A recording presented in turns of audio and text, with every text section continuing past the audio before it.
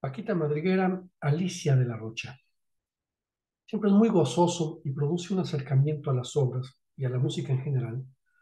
El comparar intérpretes, el comparar grabaciones, la inercia de la escucha se interrumpe cuando encontramos diferencias en esta comparación y de alguna manera profundizamos en el significado de las obras al hacer este ejercicio. Ahora, ¿por qué estas dos pianistas? ¿Por qué Paquita Madriguera? ¿Por qué Alicia de la Rocha? Pues justamente por el valor de contraste que hay entre ellas, de puntos en común, de divergencias. Por ejemplo, en común tienen el ser ambas niñas prodigio, producto de una misma escuela, la Escuela Granados Marshall. Y por el otro lado, quizás lo más disímbolo, lo más diferente entre las dos, sea su registro sonoro, sus grabaciones. Hay un abismo entre ellas. Alicia de la Rocha comienza a grabar en 1957 a los 24 años, con la tecnología del registro bastante desarrollada, al igual que el mercado discográfico, y continuará haciéndolo reflejando el tránsito de su madurez como intérprete, acompañando la evolución tecnológica hasta el 2001, con 78 años, dejando una enorme cantidad de discos. En cambio, Paquita Madriguera solo dejó en 1916 o 17, con 17 años, un registro sonoro en aquellos rollos que no son ni siquiera una grabación, sino un artificio mecánico que permitía reproducir en un piano la interpretación de una obra. Entonces, compararlas es comparar la dilatada madurez de una vida musical contra la primera juventud de un artista que deja un eco austero y casi naciente. Ese es el valor y el propósito de la charla de hoy. Primer punto a comparar podrían ser las fuentes. Dos libros que nos hablan de ellas. El primero es Visto y Oído, de Paquito Madriguera, que viene con una novela de su autoría también, La Estrella del Alba. Es un libro publicado en 1947 por una mujer de 47 años que hace el recuento de una serie de recuerdos de su infancia en las clases de Granados, de esa vida de niña y joven pianista en los escenarios de toda índole, tocando lo mismo para reyes que para presos en la cárcel, el contacto que tuvo con figuras de la aristocracia musical y cultural, todo esto de primera mano. Aquello que ella vio, aquello que ella escuchó, da un testimonio de primera mano con la deformidad natural que en los años procura la construcción de la memoria. Hay que recordar que todo acto de memoria es hasta cierto punto un acto de imaginación. No busca hacer otra cosa. Y este libro es quizás lo más atractivo, sea su visión sobre Granados, por haber compartido con este compositor tantas cosas, las clases, los conciertos, el pensamiento musical, el estreno de Goyescas en Nueva York, la humana fragilidad del maestro y su talento como compositor y pedagogo, la intimidad de su ser pianista. En cambio, para Alicia de la Rocha, vamos a servirnos de un libro mucho más profuso y abundante, escrito no por ella, sino por Mónica Pajés, Alicia de la Rocha, Notas para un genio, donde hay una enorme recopilación de cartas, textos personales, críticas, notas de periódico, fotografías. Es un recuento del universo de la pianista desde el origen, con un mínimo de aparato crítico. La autora, Marta Pajés, no esconde la devoción que siente por Alicia de la Rocha. Y creo que está bien que sea así, porque no se trata de una mirada objetiva sobre el personaje, sino de alimentar el saber en la vida musical admirable como fue el de esta pianista. En ese sentido, los dos libros comparten una característica. Sus páginas no construyen una realidad objetiva, que por otro lado sería imposible en cualquier biografía, sino que más bien dan un testimonio, y este testimonio es también un camino para acercarnos a la música de ambas. Entrados en la vida de ambas, comencemos por señalar la primera y más obvia de las diferencias, la fecha del nacimiento. Es importante para el propósito musical porque la diferencia que va entre 1900, año en que nace Madriguera, y 1926, año en que nace La Rocha, son años de transformación social y cultural. Es decir, no les toca vivir de la misma manera la idea de grabar discos, como decíamos, pero tampoco les va a tocar tener la misma edad cuando las guerras mundiales o la guerra civil española, ni van a tener el mismo contacto con las mismas personalidades. Para empezar, el maestro, que es una primera gran diferencia. Paquita Madriguera le toca todavía ser alumna muy cercana de Enrique Granados, su alumna favorita probablemente. En cambio, Alicia de la Rocha ya no le toca conocer a Granados en vida. Es alumna del alumno de Granados, Frank Marshall, ambas con una devoción absoluta por sus maestros. Así lo define Paquita Madriguera. Granados, desde mi más tierna infancia, era maestro mío. Habíame concedido el privilegio de darme clases privadas en la mayor intimidad. Su trato para conmigo era de más confianza que el dedicado a sus propios hijos. El afecto paternal que sentía por mí se veía enriquecido por la afinidad de ambos en el amor a la música. En cambio, Alicia La Rocha lo define así. Frank Marshall significó muchísimo. Fue mi único gran maestro, un admirable pedagogo que nunca permitió que yo hiciese más de lo que me permitían mis posibilidades. Con él fui progresivamente trabajando la técnica aplicada a las obras y casi jugando, fui adentrándome y comprendiendo la música sin que esto representase un esfuerzo ni una aplicación de mis facultades. Pero, ¿qué es la escuela Marshall? Granados Marshall. ¿Quiénes son estos dos personajes? Bueno, Enrique Granados lo conocemos muy bien. Es uno de los grandes compositores españoles de inicios del siglo XX, pero también fue pianista. Paquita Madriguera nos dice que no era fácil conocer su talento como intérprete por el pánico escénico que se apoderaba de él. Ha sido una concesión reservada, dice Paquita, solamente a los círculos de su intimidad, el poder evaluar a Granados como pianista, ya que ningún público pudo apreciar sus cualidades que sus nervios anulaban en forma alarmante. Cambio, Alicia de la Rocha habla así de su, perdón, a pesar de esto, Enrique Granados desarrolla un gran pianismo en el repertorio y que va a escribir. Es una nueva forma de tocar el piano con un nuevo virtuosismo. Además, es un gran pedagogo y funda la escuela de piano a la que va a llegar Frank Marshall y se convertirá en el subdirector y heredero de Granados.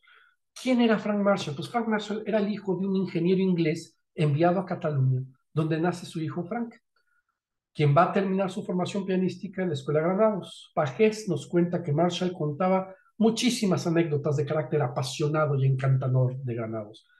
Una vez, dice Marshall, estaba pasándole las páginas mientras tocaba el pelele y de pronto se dio cuenta que Granados no estaba tocando ni una sola nota del pentagrama, sino que estaba improvisando sobre la obra. Las aportaciones pedagógicas de ambos son la evolución de una escuela.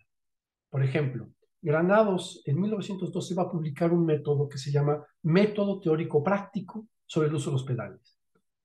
Y así en 1919, después de la muerte de Granados, Marshall publica el estudio práctico sobre los pedales del piano. Es decir, hay una continuación de una visión pianística, de una visión pedagógica, de una escuela, ¿no? Estos son los dos personajes. Paquita, pues la alumna de uno, y Alicia, la alumna del otro. Ambas son niñas. Eh, Ambas van a ser prodigios infantiles, en familias que además ven con buenos ojos el destino musical de sus talentos y van a darles todo el apoyo. El abuelo de Alicia de la Rocha quería que una de sus hijas fuera pianista. Bueno, no fue la hija, pero una nieta sí. Y la tía Carolina, la tía de Alicia, maestra de la Academia Marshall también, fue la primera maestra de Alicia. Y de ella hay varios testimonios. Quizás el más significativo sea el que escribe para dar inicio a un álbum dedicado a la vida de Alicia como pianista. Un álbum lleno de recortes, fotos, críticas de periódico, programas de mano. En fin, dice Barcelona, 16 de abril de 1934, mi adorada sobrina Alicia de la Rocha de la Calle. ¿Por qué eres música? Es muy bonito que comience así, perdón, que eh, comience con una definición tan esencial de una vocación. La tía Carolina define el sentido de existencia de Alicia como musical, como si fuera la música. ¿Por qué eres música? Podrían faltar tus padres, podría faltar yo antes de que los años te hicieran comprender por qué eres música y cuáles han sido las circunstancias que te han hecho uno de los elegidos en el divino arte. Ahí también narra una anécdota que justifica esta pregunta. Dice que Alicia estaba sentada en sus faldas mientras daba una clase a una alumna que tocaba la primavera de Grieg. Al levantarse esta del piano, te sentaste, dice la tía Carolina, y tocaste perfectamente los primeros tres compases. Una personalidad más allá del talento mecánico, hay que decir. Hay un talento musical, un alma musical que justifica la pregunta de la tía Carolina y que se ve desde los primeros recitales. Este es el programa de 1 de mayo de 1929, a los 6 años. Hay una crítica de la revista musical Ilustración Iberoamericana que dice, dentro de aquel cuerpo pequeño vibra un alma ya poderosa, porque no es solamente la técnica tan extraordinaria lo que maravilla, sino principalmente la vida extraordinaria que comunica en aquello que toca, la expresión incomparable que que le sabe dar. Eh, Hay un testimonio que cita el diario gráfico del 26 de abril del 33, después de un concierto al que asistieron el pues, famoso Pablo Casals, también catalán, Alfred Cortot, que junto con Thibaut hacían el famoso trío Thibaut-Cortot-Casals.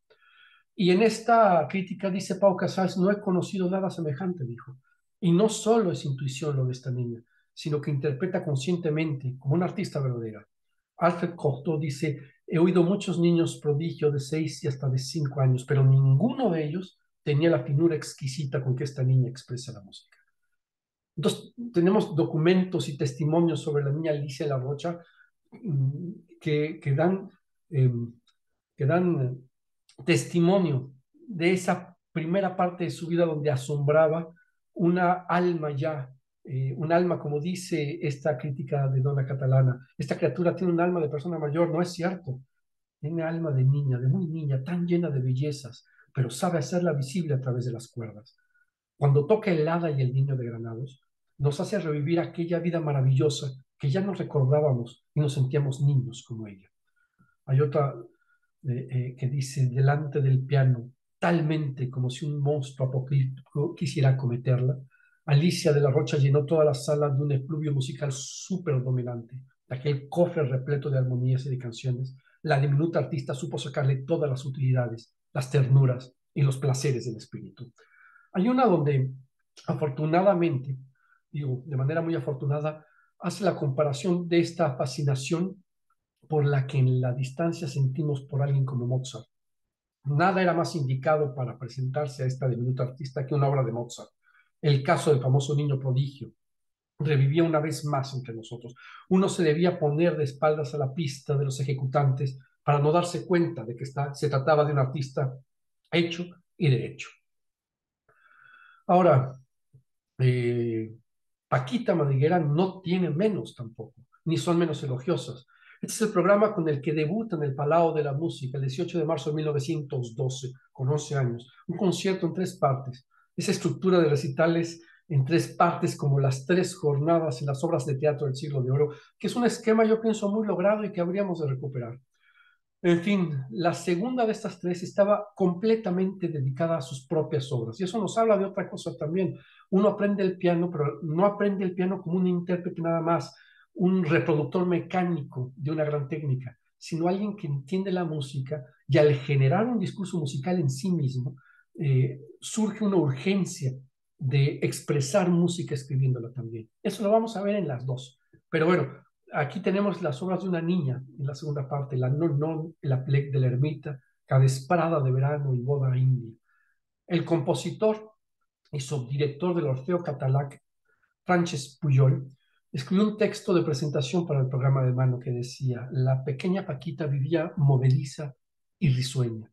Es una notable pianista, con un sentido del ritmo, una intuición expresiva y una viveza de comprensión que causan maravilla. Pero si estas cualidades de pianista tienen ya algo extraordinario en una noble criatura de 11 años, son mucho más nobles, bordeando lo prodigioso, sus cualidades de compositora. Son la manifestación de una naturaleza musical enteramente excepcional, una naturaleza en la que todo se traduce en música. Hay una crítica de un recital de 1914 en la que se aprecia la dimensión de la figura que esta adolescente adquiría tan temprano. Casi todos los periódicos de la capital de España dedican sueltos encomiásticos a la niña catalana Paquita Madriguera, calificándola de verdadero prodigio. Ha dado diversos conciertos en Madrid y su fama se ha extendido grandemente entre el público selecto y distinguido. Ha interpretado composiciones originales suyas y obras de Wagner, Meyerbeer, Bach y otros grandes maestros, arrancando calurosos aplausos de la concurrencia que admira no solo la ejecución esmerada, sino la memoria prodigiosa de la niña pianista que toca siempre sin papel. Anteayer fue recibida por la infanta Isabel y ahora se ha dirigido a París para unirse al Orfeo Catalán y dar algunos conciertos. En fin, es bonito ver estos programas de mano donde hay un repertorio pianístico del virtuosismo europeo, con obras de gran calibre, Beethoven, Mozart, Rameau, Bach, Debussy, Chopin, Liszt, etc. Pero también vemos ese repertorio español que abreva de la tradición europea de Simonotti en la deslumbrante dificultad y que al mismo tiempo genera una identidad a través de su música popular. Eso que vemos en Granados, Falla, y que después veremos en Turina, Montpó, y que antes veíamos ya en Albéniz, es eso que eh, lo que constituye también una escuela, algo que genera intérpretes, pero que genera repertorio, y el repertorio con una identidad local, con un lenguaje local. Y en este caso es una identidad hispánica popular, en un momento en el que la tradición clásica está tratando de deshacerse, de identificar como barbarie todo lo que no es popular centroeuropeo, como podemos ver lo que se decía de Mussorgsky. A Mussorgsky se le acusaba también de una barbarie, de una falta de refinamiento. Y más bien puede ser entendida al revés. La incorporación que en el siglo XX los compositores hacen de una identidad local, de una identidad que les es propia al compositor, puede ser entendida como un refinamiento, porque esta música viene con sutilezas, sutilezas que son no conocidas y llenas de belleza, y que renuevan lo estéril y endogámico de la tradición clásica, que por alguna razón que escapa a mi entendimiento, se resiste a soltar. La música clásica sigue queriendo considerarse una élite por encima de la popular. Afortunadamente, vemos muchos ejemplos de que esto trata de no ser así. Y un ejemplo muy puntual es la escuela española, particularmente la engendrada como escuela pianística en Cataluña, la escuela Marshall, la escuela Granados Marshall, una escuela catalana en el fervor nacional, porque no se define como catalana, es una escuela que se define hispánica, española, que no va a rechazar ninguna de las herencias populares, ni tampoco la herencia del piano en el largo sentido. Son pianistas españolas estas dos, de un virtuosismo universal. Ambas devotas de sus maestros, con esa devoción de otro tiempo, una devoción donde se admira al maestro porque a través de él nos será dada una verdad musical artística que es el fundamento de una vida de revelaciones poéticas, sin la cual se pierde esa identidad que da el hecho concreto de la música, porque la experiencia estética se da en un momento muy puntual, quizás en un presente exacto, como dice Lorca, y por ello debe encarnar un cuerpo musical muy, muy, muy específico. Quizás hoy veamos menos esa devoción por el maestro, porque vemos también menos claramente a las escuelas, porque hay una globalización hasta en la música que disuelve la identidad de las diferentes escuelas en una identidad general que solo busca eficacia, como si hubiera un neoliberalismo, pero musical. Lo vemos en los concursos. Hay una gran perfección, pero todos son iguales. ¿Por qué? Porque todo mundo lo que busca es no tomar el riesgo ni del error, ni de la interpretación. Y desde luego, este lleva a aquel, ¿no? La interpretación supone un riesgo, o un riesgo de concepción, porque algún erudito, un crítico, este lead que se supone por encima de la interpretación musical puede juzgar como equivocado, o la interpretación con algún gesto particular puede llevarnos a a un error mecánico. Y en un concurso eso es imperdonable. Y como las carreras de ahora se desarrollan como si fueran atletas olímpicos más que artistas, que algunos atletas no son, ciertamente, se ha ido disolviendo esto. Eh, la figura del maestro se ha perdido. Esa, esa revelación que nos daba, que nos permitía hacer encarnar la divinidad en una sonoridad particular, nos llegaba a través del maestro. A veces con frases e ideas simples. Por ejemplo, mi maestro Manuel López Ramos, al que yo adoraba, gran guitarrista argentino, pero de padres españoles, y gran maestro también, tocaba este repertorio de manera formidable. Él me decía que en la música española se debía, en principio, pensar en lo que se baila y en lo que se canta. Sevilla de Albéniz es un gran ejemplo de esto. Los extremos se bailan como sevillanas, pero el centro se canta como una saeta. Esta saeta que se canta en el piano tiene una doble naturaleza, como en el cante junto. El ornamento pianístico es virtuoso, pero debe obedecer algo sin mesura, y al mismo tiempo debe sentirse ese canto doloroso y libre. Es un contraste que podríamos con el que podríamos comenzar a comparar. El ver cómo lo hacen Paquita Madriguera y Alicia La Rocha.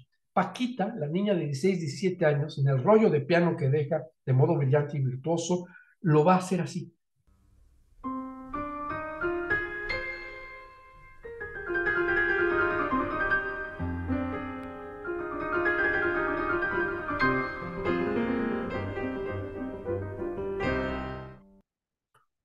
En cambio, de la Rocha, que lo graba varias veces, lo deja así a los 65 años, con un espíritu más dilatado, más transcurrido.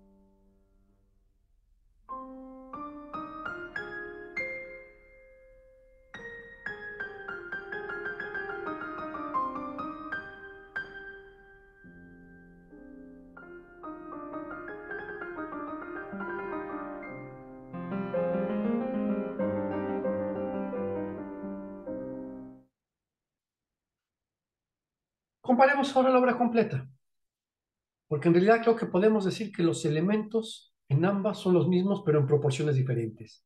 Es decir, en las dos encontramos fraseo, virtuosismo, arrojo, canto, danza, desenfado popular, elegancia, pero en cada versión la mezcla de estos elementos se hace de manera diferente. Vamos a escuchar primero a Paquita Madriguera y esa juventud electrizante, gran arte lleno de virtuosismo que toma ese riesgo mortal, diría Lorca a propósito del duende de las artes escénicas y de frases contrastadas y musicales.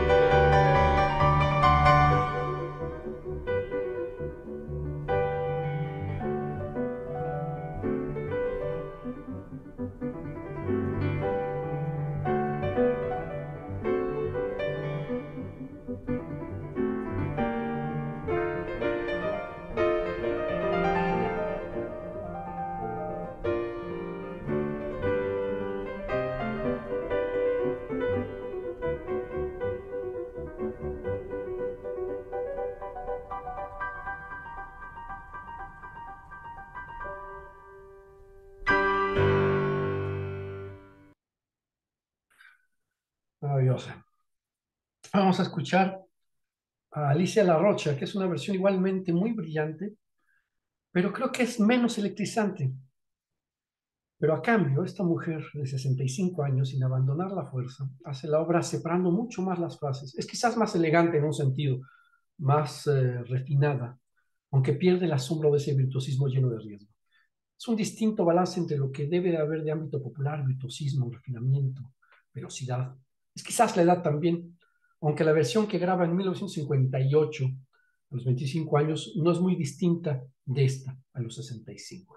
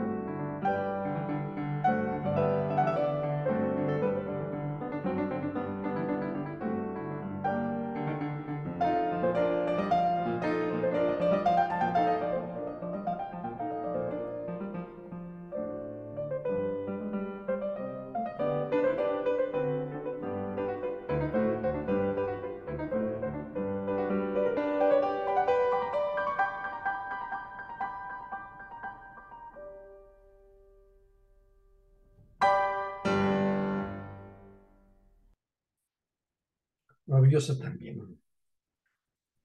Ahora, ¿qué eran estos rollos Duo Art? Duo Art era una marca de pianolas que bajo un sistema neumático o eléctrico tocaban música registrada en un rollo de papel o de metal. Aquí en este diagrama vemos abajo los pedales que sirven para inyectar aire, que van a hacer funcionar el mecanismo. Y en el centro, vemos en la imagen cómo se ponía el rollo que iba a accionar las teclas. Estamos hablando de una época en la que el registro sonoro fonográfico estaba muy en ciernes. Estos rollos permitían a quien tenía una pianola de la misma marca reproducir, por ejemplo, acompañamientos para poder cantar una canción o el registro de una obra en manos de artistas notables, a veces los autores. Sobre todo cuando en la primera década del siglo XX se pudo agregar en estos rollos el fraseo, es decir, se pudo agregar intenciones dinámicas, ralentandos en la interpretación a la hora del registro de un rollo. Los artistas dejaban constancia de que ese rollo representaba fielmente su interpretación al piano de la obra registrada. Y así es que podemos tener versiones de obras de Rachmaninoff, de Ravel, de Paderewski, tocadas por ellos, o la genial pianista venezolana Tere Carreño, de la que tenemos, por ejemplo, una Bernstein fantástica, que por cierto haremos una charla con ella unos meses más adelante, el próximo año. De este modo, la compañía vendía este piano mecánico con un catálogo de artistas exclusivos que habían grabado obras en rollos para ellos. Por ejemplo, esta es la imagen del rollo de una Rêverie en Soñación, que era una improvisación grabada por el propio Granados. Una improvisación que se hubiera extraviado, se hubiera perdido si no hubiera existido el rollo para darnos cuenta de ella. Esas cosas que se hubieran vuelto eco de nada y que sin embargo consiguió asirse de un pedazo de metal para hacer el daguerrotipo de algo así, ¿no? Vemos la firma del compositor ahí abajo. Yo supongo que fue Granados quien puso en contacto a Paquita Madriguera con Duo Art para hacer los rollos que grabó con ellos y que llevan esa leyenda: este rollo es una correcta reproducción de mi interpretación. La grabación fue hecha en Nueva York durante la estancia que hizo con su madre entre 1915 y 1917, de 1915 a 1917 más bien.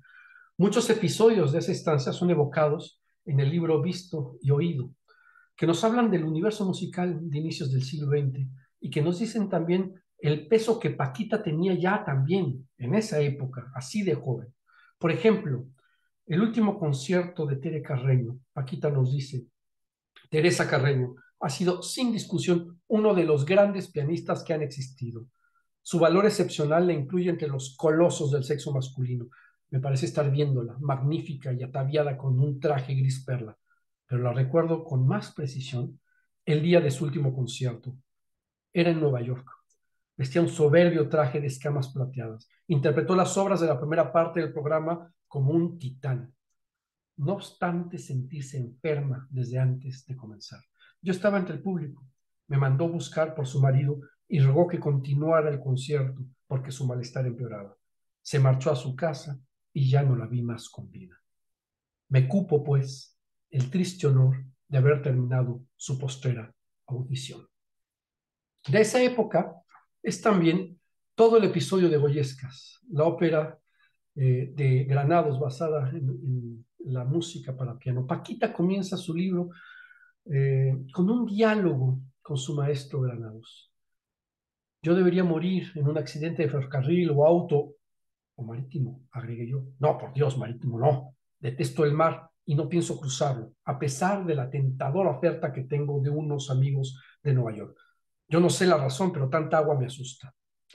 Desde luego hay una malicia en comenzar así el capítulo de Granados.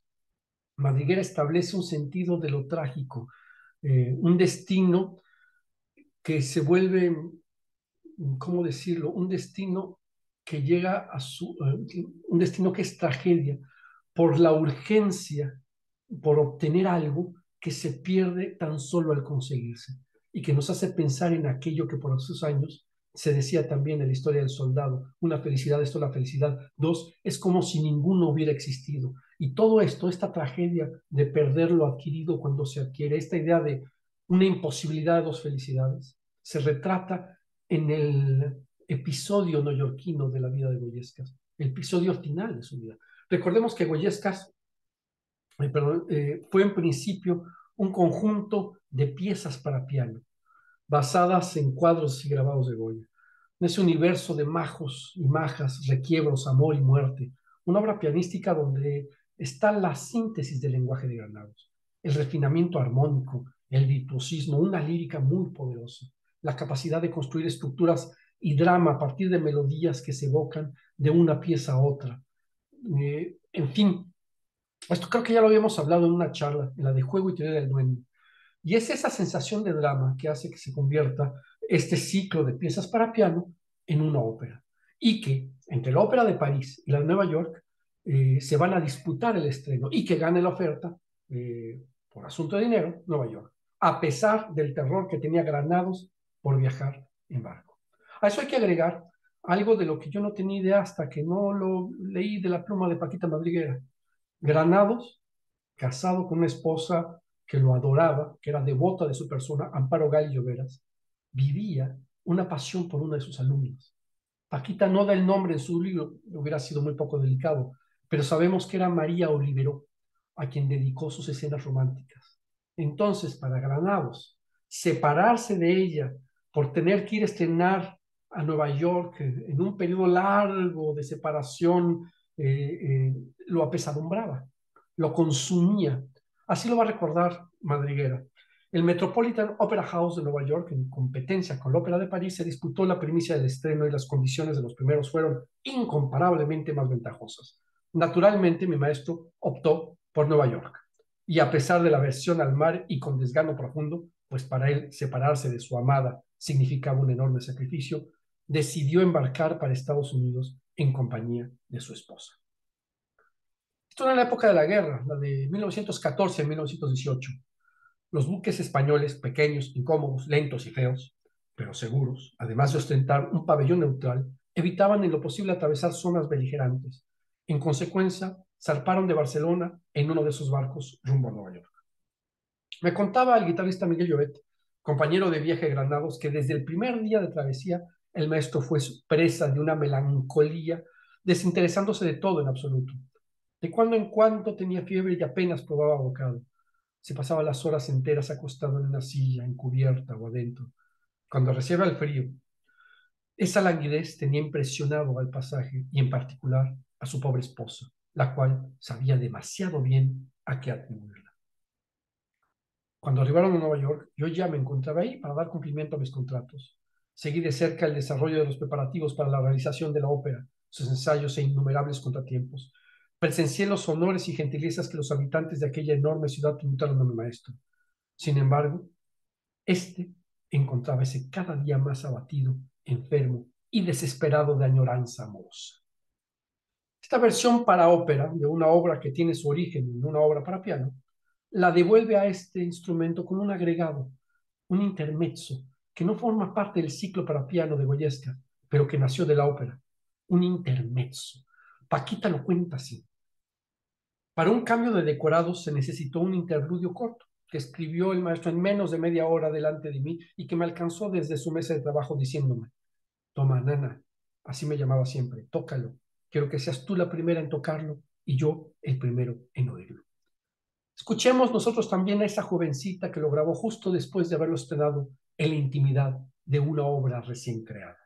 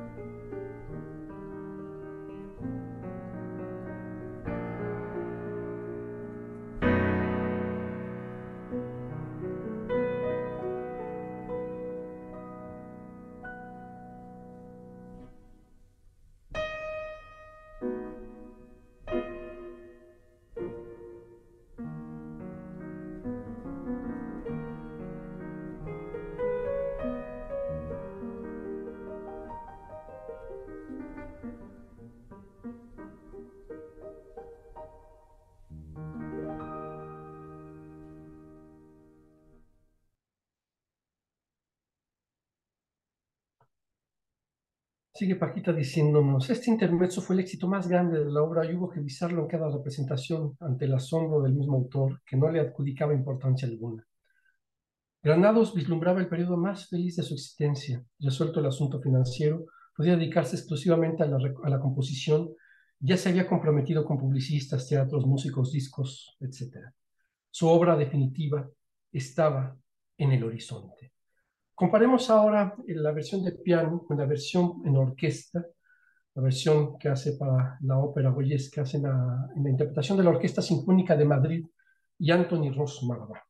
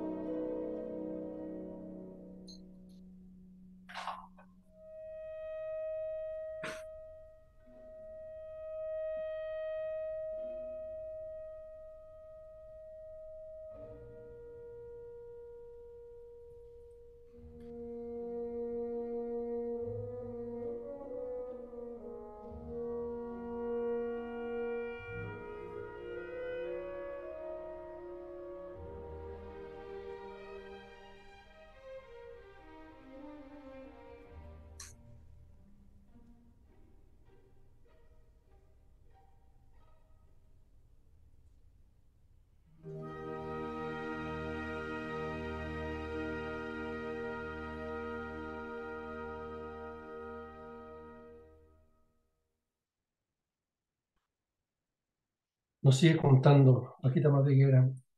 Ahora era cuestión de ir preparando el ansiado regreso a España. Se comenzaba a hablar de barcos. Los que queríamos bien a nuestros amigos insistíamos en que volvieran en uno español, mas no todas sus amistades eran tan cautas. Sobre todo la señora de un diplomático, de la cual no puedo acordarme sin maldecir su aciaga intromisión en este asunto, que empezó a alabar los buques holandeses, mejores y mucho más rápidos que los españoles. En un vapor español pondrá usted 23 a 25 días, lo menos, mientras que en el Rotterdam, por ejemplo, estará usted en 9, lo máximo en Barcelona. Además, dichos barcos son también neutrales, ya ve, yo salgo en uno de ellos y me gustaría enormemente tenerle de compañero de viaje. 9 días, con la mirada brillante de afebrado gozo, exclama el maestro. Ya está, nos vamos en ese. Mi madre, Jovet y yo y otros, nos pusimos frenéticos. Llegaron a Inglaterra. Tomaron el vapor Sussex para hacer el recorrido de Dover a Calais. En pleno canal, un torpedo alemán alcanzó uno de los compartimentos del barco. La sacudida y la confusión fue enorme en un principio. El maestro sintió posiblemente el mismo impulso que la falsa alarma en el buque español. Eh, Aquí cabe mencionar que cuenta que en el viaje de ida hubo algo parecido en el buque español y tuvo un ataque de angustia, pero que reprimió. Solo que esta vez saltó por la baranda, arrojándose al tumultuoso canal. Su maravillosa esposa, eh, que era una extraordinaria nadadora, no se le escapaba el peligro fatal de las corrientes agitadas y las encrespadas olas del lugar. Veía a su marido debatirse desesperadamente entre el torbellino de las ondas furiosas. Entonces ella, muy serenamente, se tiró por la borda y llegándose hasta él, lo enlazó en un estrecho abrazo, desapareciendo los dos, envueltos en espuma y el ámbar de esas aguas tan celosas de su inaccesibilidad. Buscando el amor, inconscientemente encontró él la muerte, y conscientemente ella buscó la muerte para no separarse de su amor. Yo siempre pensé que la muerte de Enrique Granados se había dado en un barco torpedeado que había naufragado, pero no fue así. El daño que recibió el Sussex en el compartimiento alcanzado por el torpedo no le impidió llegar a su destino, a Calais. Los únicos en perderse en la mar fueron Granados y su esposa, Amparo Galillo Veras. Una felicidad es toda la felicidad, dos es como si ninguna hubiera existido. El amor es ciertamente un elemento vital que juega en la trayectoria de los artistas y podría ser un punto de comparación entre las dos pianistas que estamos escuchando hoy. La relación que tuvieron con sus cónyuges, Paquita Madriguera y Alicia de la Rocha. Paquita, en una gira a los 19 años que hace por Sudamérica, conoce a Arturo Puig, uruguayo de origen catalán, abogado, periodista, del que Paquita se enamora y con el que se casa. Arturo Puig era de una familia de mucho dinero y harto conservadora que probablemente no veía bien el que Paquita fuera otra cosa que ama de casa.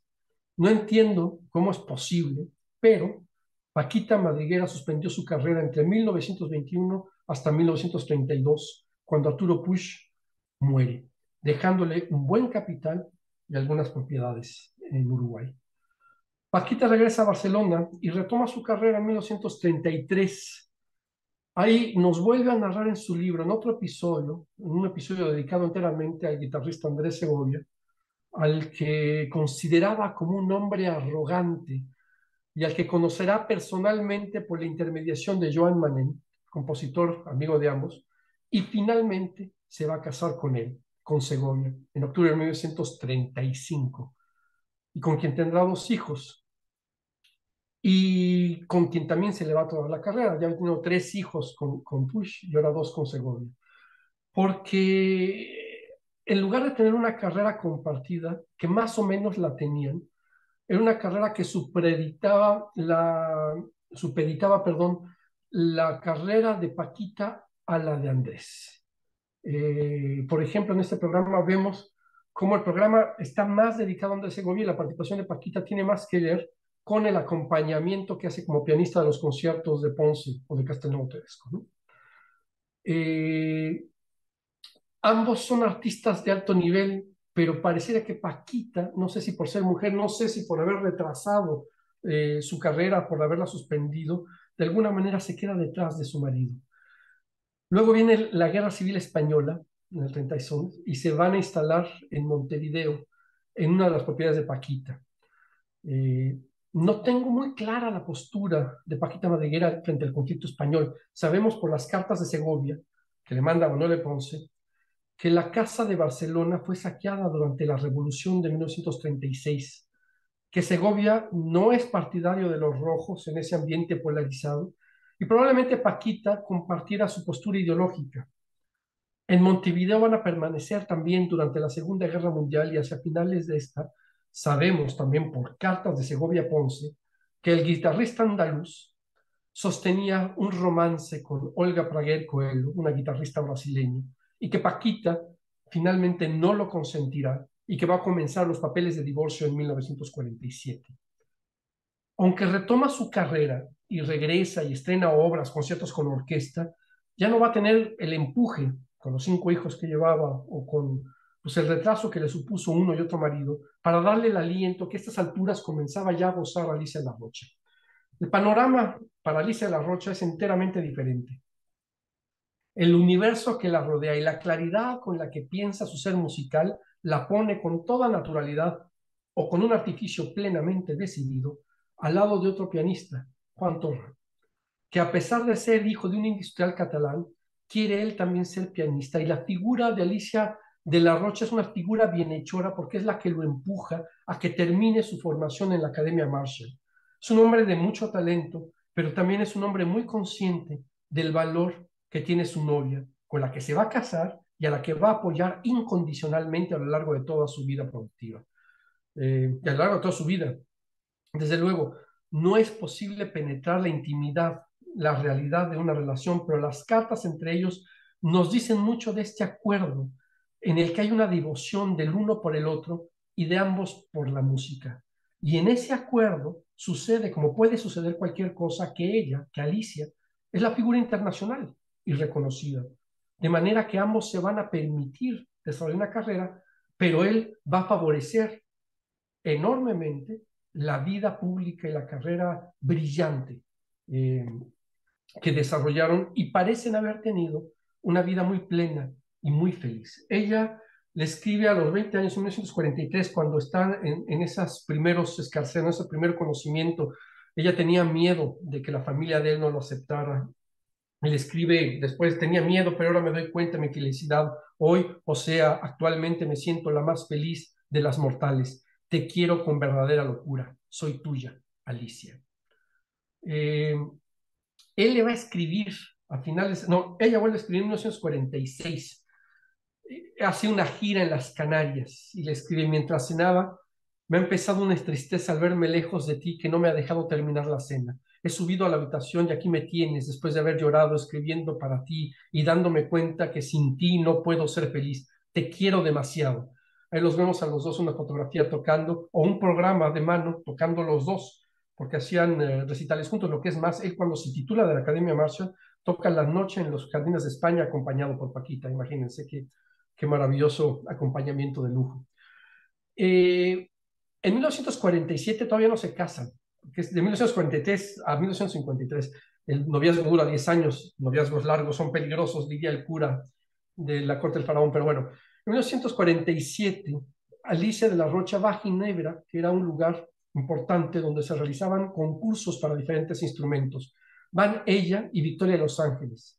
Juan le escribe una carta muy amorosa y muy honesta. Le dice: tengo tanta confianza en que sacarás el primer premio, vida mía. De todos los pianistas que he escuchado, y por radio he oído bastantes y de mucha fama, ninguno se te puede igualar. Tienes un alma tan grande y tan llena de belleza que cuando tocas, tu música entra directamente en el corazón de quienes te escuchan. A Victoria de Los Ángeles le va a ir muy bien, pero a Alicia La Rocha la echan en la primera ronda, lo que hace que Juan Torral le mande otra carta de mucho apoyo, siempre buscando esa realización de Alicia. Tras 10 años de noviazgo, se casan en 1950, no 10, no, son un poquito menos, bueno, y permanecen juntos hasta 1982, año en que murió Juan Torral. Respecto a la guerra civil en España, no tengo muy clara la postura de la familia de La Rocha y de Alicia.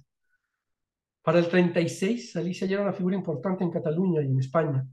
Mónica Pagés nos dice que al inicio del conflicto armado, en enero de 1937, va a dar un recital a beneficio en homenaje a los niños refugiados de la guerra y las milicias antifascistas.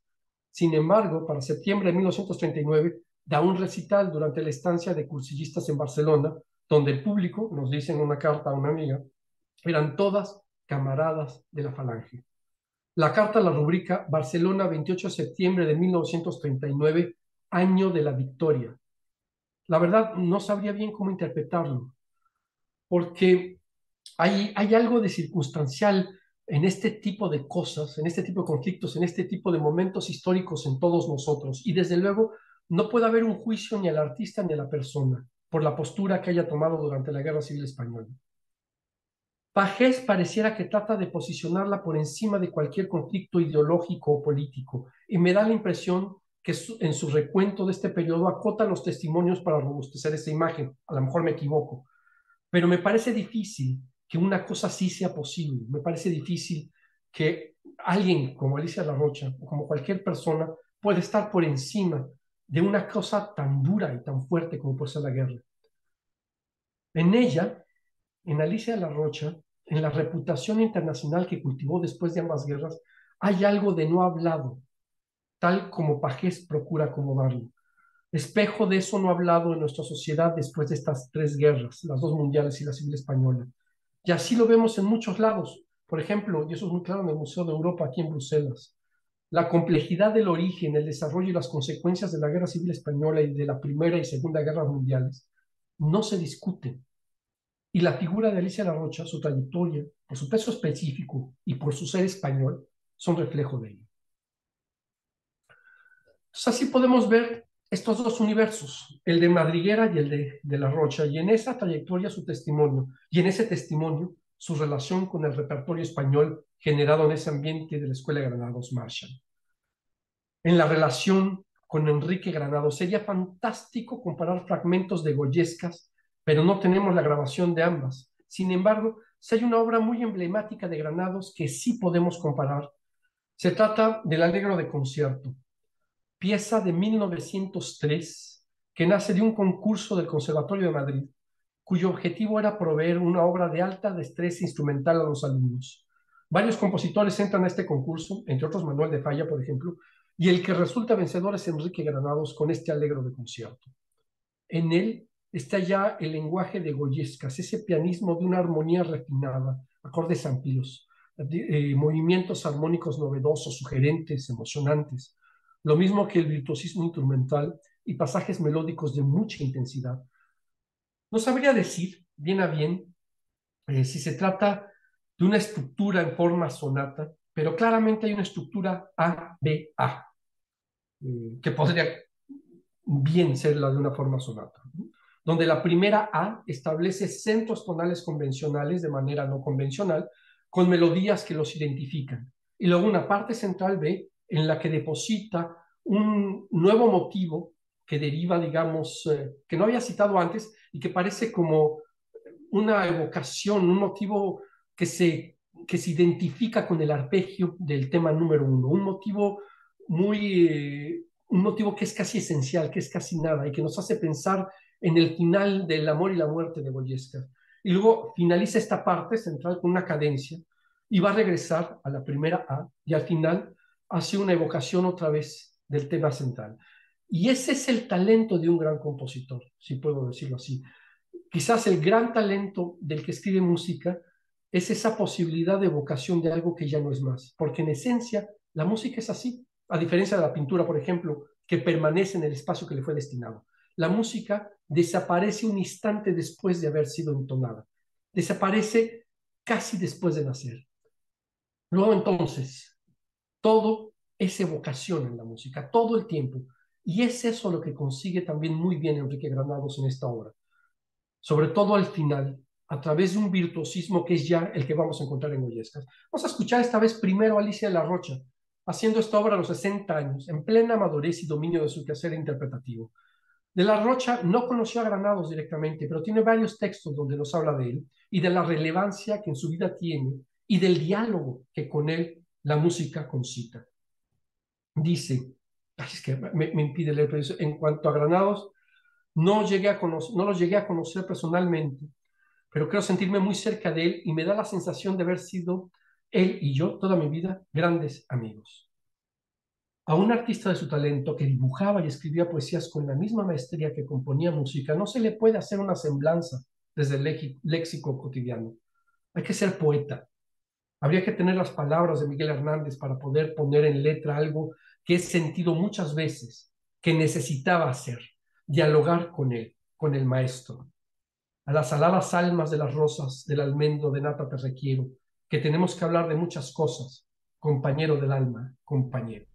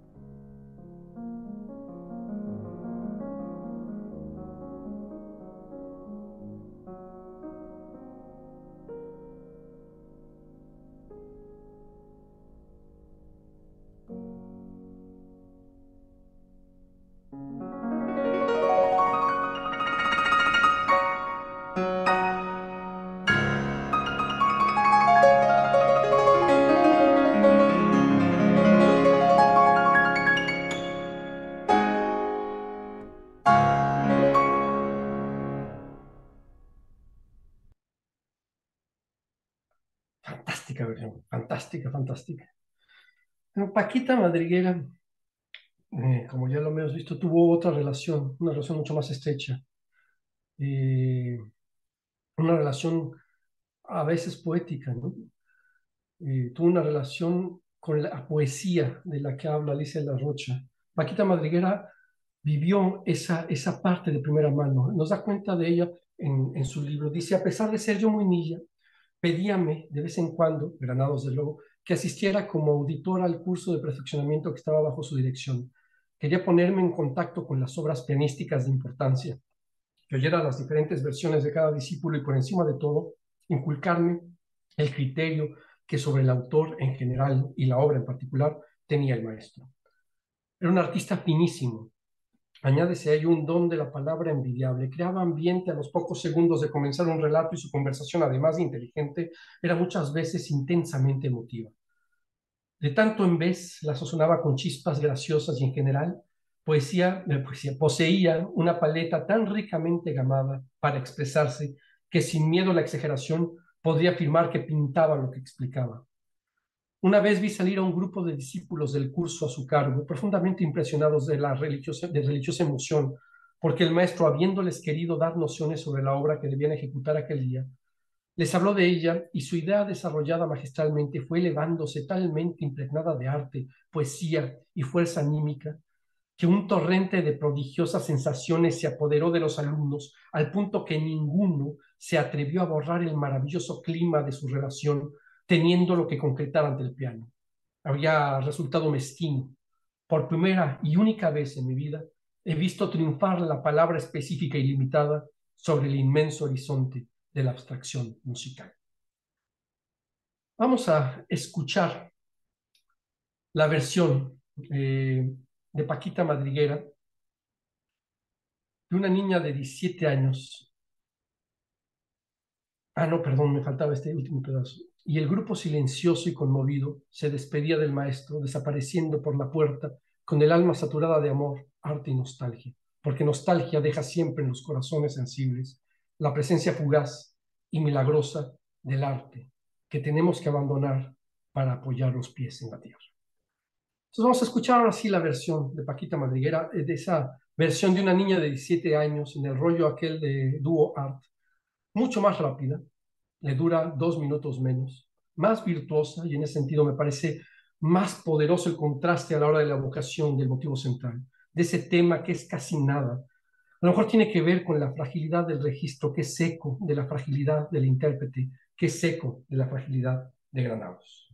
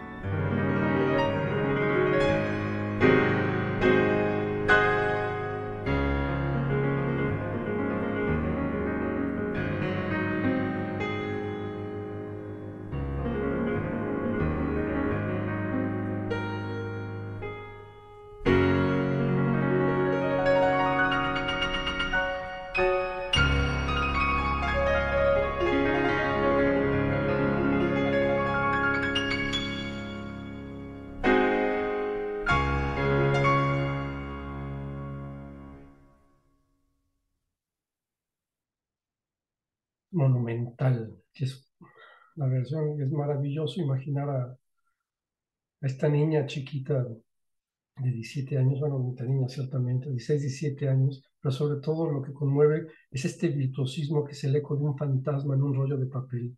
Las dos versiones son maravillosas. Y al compararlas, el espacio que se abre entre ellas, el espacio que se abre entre las dos versiones, el espacio que se abre entre estas dos artistas es enorme y en él cabe todo lo que la expresión musical es. El aliento al reír, al desear, el llanto, la ironía, la invención, lo rupestre, lo refinado, la danza y el canto, la pasión escondida, el dolor y la ausencia, el éxtasis de la vida, la luminosidad, el entendimiento, la paz, la guerra, el salto al vacío o al mar, como lo hizo Amparo Gal, el amor y la muerte de Granados o todas las saetas de Albéniz y todo el Corpus Christi en Sevilla. Entre estas dos pianistas, entre el poderoso testimonio de la carrera de Alicia La Rocha y el frágil rollo de la niña madriguera, cabe todo lo que humanamente podemos imaginar y se vuelve el reflejo de una España que a inicios del siglo XX respiraba luz antes de volverse cenizas. Y así, mi querido Gonzalo, terminamos la charla del día de hoy. Muchísimas gracias, querido Raúl. Ha sido una vez más un viaje inolvidable, ¿no? Por unos momentos más conmovedores del pianismo español de esta época. Bueno, para mí es una satisfacción que hayamos podido hacer este pequeño homenaje, en este caso a Alicia de la Rocha, porque este año se cumple el centenario, ¿no? Sí, exacto, no lo había pensado, pero es verdad. Eso es, y bueno, pues eso, de tenerla aquí viva, ¿no? El 25 del 25 de mayo, me parece que era, tuvo un concierto homenaje en el que pianistas de todo el mundo vinieron a Barcelona, bueno, fueron a Barcelona a tocar en el recuerdo de ella, ¿no? Algunos, yo creo que Salva Ventura, que es una pianista maravillosa, yo por mi edad ya no la considero una joven, pero es una maravillosa pianista que de algún modo mantiene también esa misma tradición pianística, ¿no? Y luego, por otro lado, la extraordinaria labor que tú has mencionado, ¿no?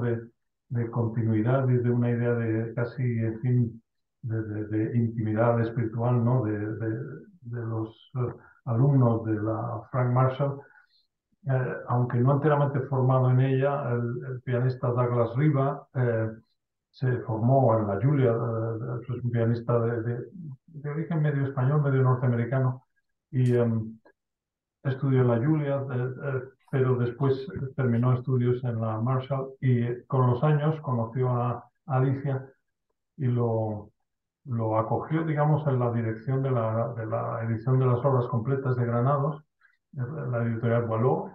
Hace unos 25 años así pudimos presentarla en el Instituto Cervantes de Londres, donde entonces yo trabajaba, bueno, pues hizo semblanzas de Alicia de la Rocha verdaderamente conmovedoras, ¿no? En el sentido de su carácter amical incapaz de ensañarse como tantas veces, ¿no? Las personas enajenadas por el egotismo, ¿no? Pues con ningún compañero, ¿no?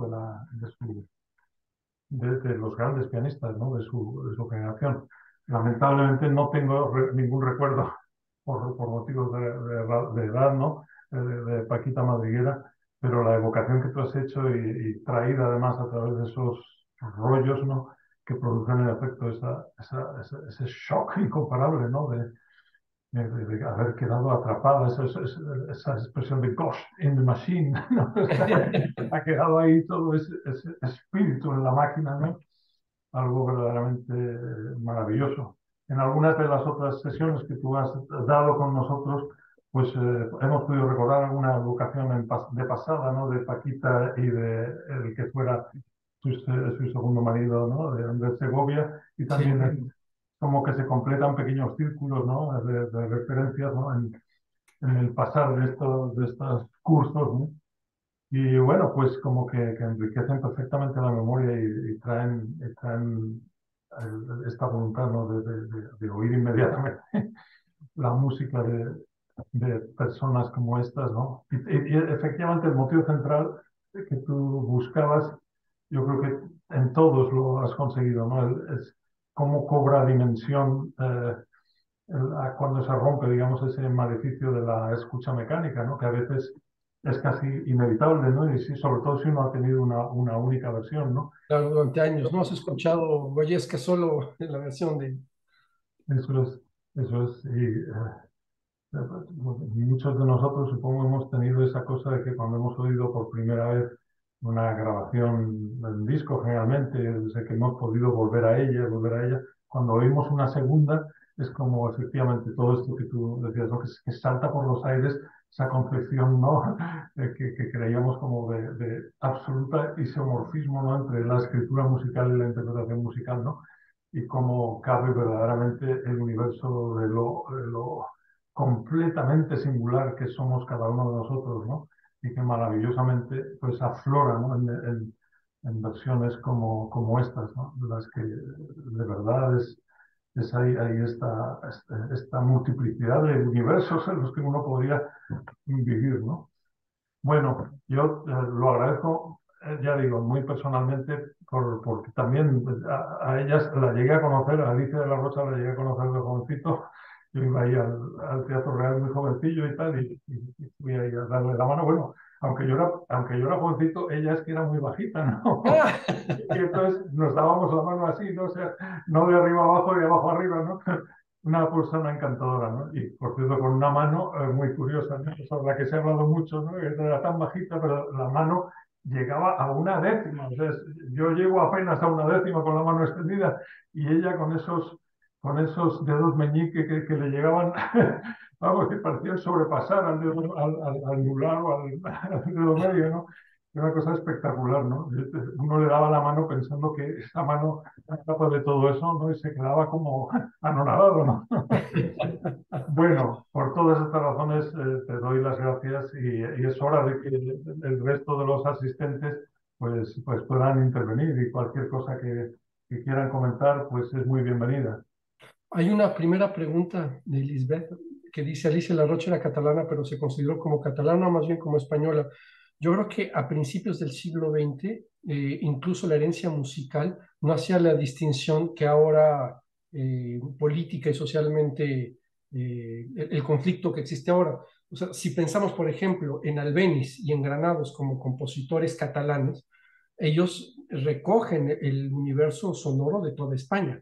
O sea, ellos hacen jotas aragonesas, ellos hacen, bueno, Andalucía ni hablar, es quizás lo más citado en la obra de ambos, ese tipo de giros. Entonces yo más bien pienso que ella, al igual que los músicos de ese tiempo, se sentían, no tenían la distinción de ahora, que casi es una pregunta obligada, ¿no? De- por eso decía yo que son pianistas españolas, pero universales, catalanas, españolas y universales, vamos a decir, porque sí creo que es muy puntual, que es una escuela en Barcelona, es una escuela catalana, pero eso sí hay que decirlo, no es una escuela sevillana, no es una escuela madrileña, no es una escuela que las tendrán, esta era una escuela catalana, pero que asumía universalidades de sus herencias.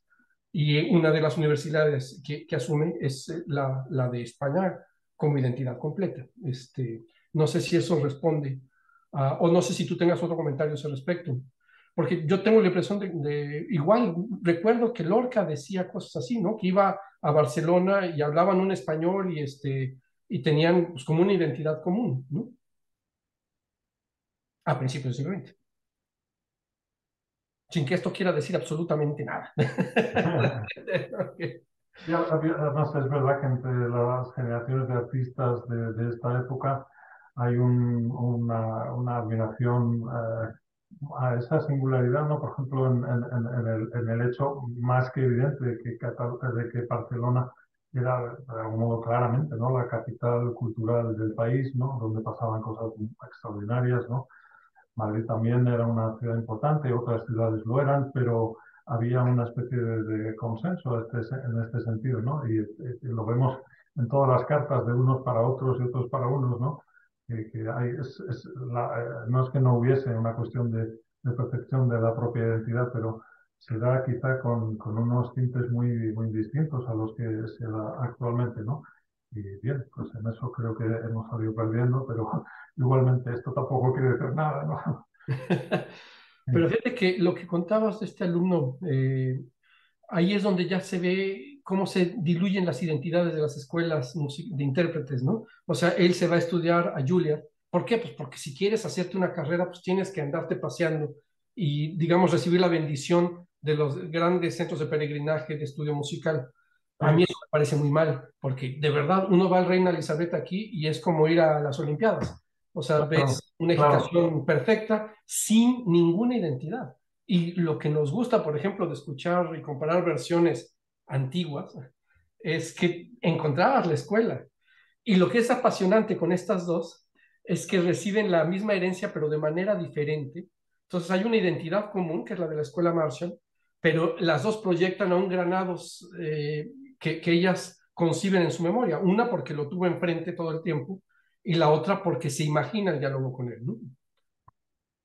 De todas maneras, es tan fuerte ese espíritu que el Douglas, que fue un músico, en realidad es de Albuquerque, vamos, o sea, no es precisamente de ninguno de los grandes centros, ¿no?, culturales norteamericanos, y fue músico, él me lo contaba, ¿no?, en una orquesta de El Paso, ¿no? O sea, una carrera totalmente, digamos, anómala desde el punto de vista de quien piense que va a hacer la carrera para ser una gran figura. Pero la cuestión es que él había perseguido esto siempre porque amaba a la música de Granados y cuando fue allí, bueno, hablaba de esto como una conversión literalmente, ¿no? Y él ha dedicado toda su vida prácticamente, sí, se le considera un experto también de música española en un cierto sentido, pero es casi Granados, sí es el amor de Granados y no ha querido salir de ahí y que probablemente si hubiese sido una figura que hubiese abierto más su repertorio, yo estoy seguro, bueno, es de una delicadeza, eso es una cosa maravillosa, ¿no?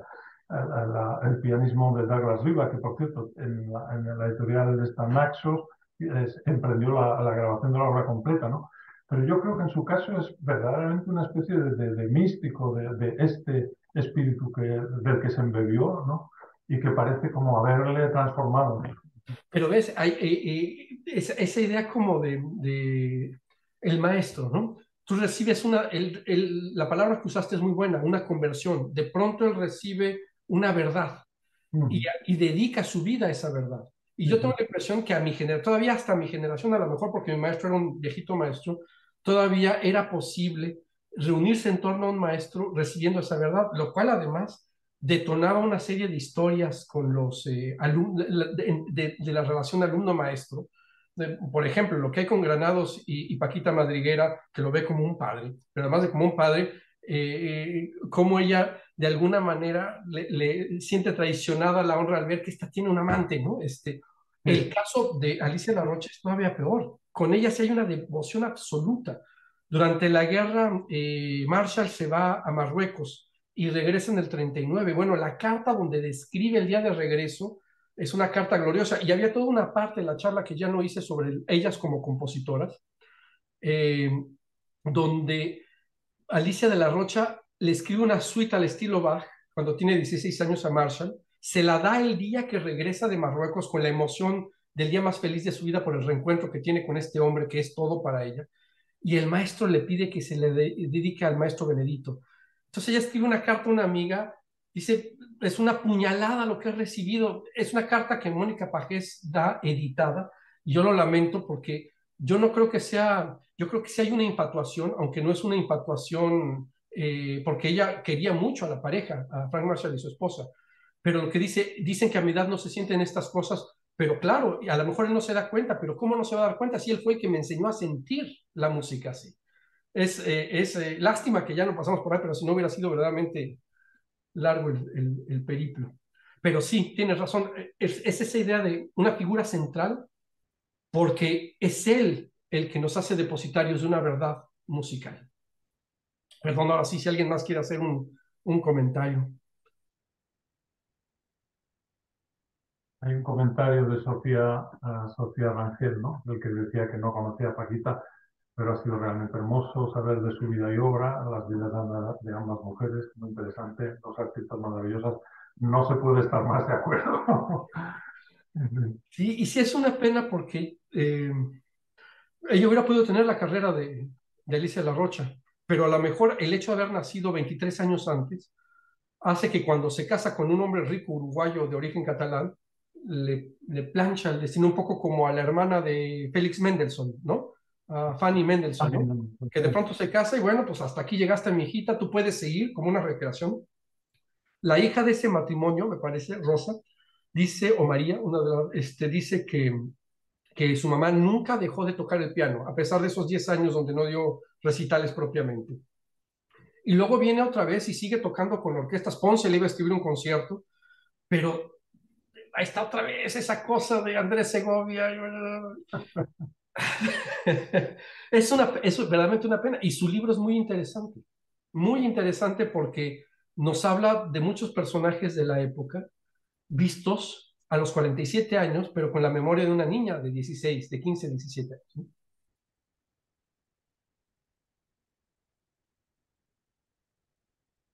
Sí, Alicia de la Rocha ganó el Príncipe de Asturias. Sí, bueno, era imposible que no se lo dieran, ¿no? Era una de las figuras más importantes. Yo creo que la figura musical más importante del escenario, junto con Victoria de Los Ángeles, pero diría que incluso más que Victoria de Los Ángeles, sobre todo hacia el final de la carrera, porque ya Victoria, pues, ¿cuándo muere Victoria de Los Ángeles? Bueno, antes, ¿no? Sí, sí, sí, muere antes. No, no lo recuerdo, es una sensación visceral casi, no porque haya memorizado cuando murió, pero sí, ella murió antes Yo sí recuerdo a las dos de viejitas verlas en la sala Netzahualcóyotl en México, hacer un recital en un Cervantino. Qué maravilla, Sí, ¿no? haciendo canciones de Granados, que con Conchita Badía hace un homenaje a Granados, Alicia La Rocha y lo paseó, que es otra de la Academia Marshall, Sí, o a sí, Rosa Sabater, que es otra de la Academia. Es decir, hubiéramos podido hacer un es cierto. ramillete más amplio, porque hay muchos artistas, pero oponer esos dos destinos era lo que a mí me causa emoción, pues, ¿no? Claro que sí, eso está completamente conseguido, Robert. Y bueno, y alguien más se arranca con No, torerías. pues manda. Puedes hacer la segunda parte. Sí, Sí, sí. podemos hacer una segunda parte Mira, después. ya te retan, ¿no? Y Sí, sí, otra idea muy buena es la de Teresa Carreño, ¿no? Que también es otra sí. figura imponente, ¿no? Sí, sí, es un talento por ahí como compositor. Ella todavía es anterior a ellas Adiós. y escribió más música. Lo que hay es más música grabada de otros pianistas de su repertorio, pero ella grabó un rollo y por ahí hay personas. Es muy poquita música de Tere Carreño grabada en los rollos estos. Pero bueno, algo se podría recuperar para hacer. Además, era una mujer, esa también es una historia. Era una mujer de una sensualidad y de una voluptuosidad y tuvo novios por todos lados, arrancó amantes por todos lados, dejó, o sea, a mí me encanta la vida de ella, me parece una mujer muy liberada y además como era un centro, ella era el poder económico de su entorno, ella hacía exactamente lo que se le daba la gana, con ese talento además brutal, la valquiria del piano, le decían. Sí, sí, sí, es verdad que tenía. Qué gracioso, sí. Bueno, pues no sé quiénes vayan a emprender vacaciones, pero vamos, esto es una especie, ¿no? Ya todas las vacaciones pueden estar bajo la égida de, de esta música maravillosa que hemos oído, ¿no? Yo me gustaría anotar una cosa también en fin, particular, ¿no? Pero para muchos de nosotros, pues, chicos españoles y tal, pues, bueno, claro, has vivido una vida larga, ¿no? Pero ella en los años 60-70 también recupera, o sea, Alicia de la Rocha recupera también la música quiero decir, para los repertorios, claro, ¿no? Las salas de concierto, ¿no? La obra de Antonio Soler, ¿no? Y esto tiene mucho interés, ¿no? Porque después ha habido giros, ¿no? De la interpretación de esta música pues, antigua, ¿no? Como se ha venido a llamar, que han seguido, pues, credos muy distintos. Imaginad, ¿no? O sea, bueno, algunos habréis oído sus versiones de Soler, pero es esta persona a la que hemos oído tocar Granados, ¿no? Tocaba un Antonio Soler muy particular y maravilloso, ¿no? Yo, particulares, sobre todo para los criterios de música antigua de hoy, pero yo creo que es esto, mucho más cercana a Soler que los pianistas contemporáneos que lo intentan hacer es con muy una pesado. respiración un poco artificial. Ella finalmente es heredera de un pianismo que va recorriendo España, ¿no? En ese sentido, creo que lo que sí puede ser triste, y tú me puedes corregir en eso, mi querido Gonzalo, es que a pesar del ser universal como pianista que puede ser tanto Paquita Madriguera, que tocaba conciertos de Grieg, de Mozart, y sobre todo Alicia de la Rocha, que es una pianista que es reconocida por, no solo por el repertorio español, Claro, Schumann, por me ejemplo, maravilloso, preocupa, ¿no? más bien lo que me termina entristeciendo es lo contrario. Una potencia como la de estas dos grandes pianistas o la de Esteban Sánchez y no hace todavía que el repertorio pianístico de esa generación sea un repertorio universal. Es decir, los grandes, yo no he visto, pero también yo hace mucho que tampoco voy siguiendo las modas y las nuevas grabaciones, iberias o goyescas de pianistas que no sean españoles o Ajá, pianistas que no sean sí, especialistas de la música española. Es decir, alguien que toque así como Alicia La Rocha tocaba Beethoven, bueno, pues que un alemán toque Iberia, pues a lo mejor claro. le tienen miedo, lo cual es normal, pues se necesita una especie de jícamo particular para tocar esas cosas, pero tendría ya que estar en el imaginario del pianismo general la música de estos compositores, ¿no? Pues hace más de Ciertamente, 100 años que está ahí emocionando a todo el mundo. ciertamente, ciertamente. Nosotros abundamos en ese pecado a final de año porque la gran pianista Rosa Torres Pardo, que es Premio Nacional de Música desde hace un par de años, y que se ha especializado, bueno, toca de todo, la verdad. Rosa toca de todo, pero va a tocar una recopilación, digamos, de piezas de Albéniz, Granados, Falla y algo de Monpou. A finales de año, será el día 14 de diciembre, ya os lo digo, para los que estén aquí en Bruselas, ¿no? Que tocará en el Centro Cultural de Boulbès-Saint-Pierre y hará un concierto maravilloso. Ella también tiene muy buen granados, ¿no? Pero tienes toda la razón, ¿no? Que es que estas piezas deberían cobrar también realidad específica, ¿no? En cualquiera, ¿no? O sea, es mano de Parece iglesia. que se volvió una especialización y entonces ya se queda en la especialización y ya nunca serán tan universales como Bach. Soler tuvo mejor destino en ese sentido, a lo mejor por antiguo, por la música antigua. Pero bueno, Muy quizás bien. es el momento de anunciar lo del el regreso en septiembre, que será la música silvestre revueltas para redes, lo que eso supuso, porque redes es un proyecto que se concibe en el 33, pero se realiza en el 34. En el 34 llega a la presidencia Lázaro Cárdenas, un gran presidente, aquel que recibe el exilio español, y hay como un cambio dentro de la ecuación de poder en el país, un cambio que nadie se hubiera imaginado. Y ese cambio de ecuación también tiene que ver con un cambio de ecuación en el poder cultural del país. Y eso permitió que en lugar de que fuera Carlos Chávez el que hiciera la música para redes, le hiciera revueltas. Y el resultado es una maravilla. Es una historia fantástica la realización, porque además es una película que trata de pescadores en Alvarado y todos los actores son el pueblo de Alvarado, más un deportista y un actor, que son dos actores nada más, los demás son todos del pueblo de Alvarado. Y, y casi no hay diálogos, casi no hay un texto. Lo que narra la historia y la acción dramática es la música revuelta. Entonces, conocer la historia de la realización, conocer la película y escuchar la música fuera del contexto fílmico va a ser el objeto de la próxima sesión. Maravilla, ¿no? Qué maravilla, qué gran músico, ¿no? Silvestre Revueltas, qué músico extraordinario, la verdad. Y bueno, la película es de Emilio Gómez Muriel, ¿no? Era que era un documentalista. Es de él y de Paul Strand.